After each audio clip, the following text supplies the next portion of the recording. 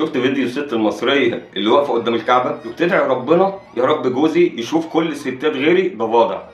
تعالوا بقى نتكلم مع بعض كده بهدوء. هو ده ينفع أصلا؟ الكعبة مكان للدعاء بالرحمة والمغفرة والتقرب والتضرع إلى الله، مش مكان للأدعية تضحك الناس علينا في التيك توك. الرسول عليه الصلاة والسلام علمنا ندعي اللهم اغننا بحلالك عن حرامك، مش يا رب تخلي جوزي يشوف كل الستات ضفادع.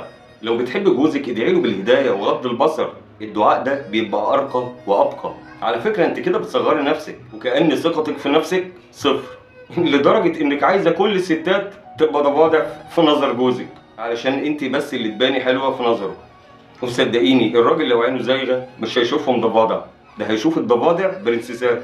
العيب في القلب مش في العين. ادعوا لبعض قدام الكعبة دعاء يرفعكم مش يضحك عليكم الناس، وربنا يهدينا جميعا. السلام عليكم.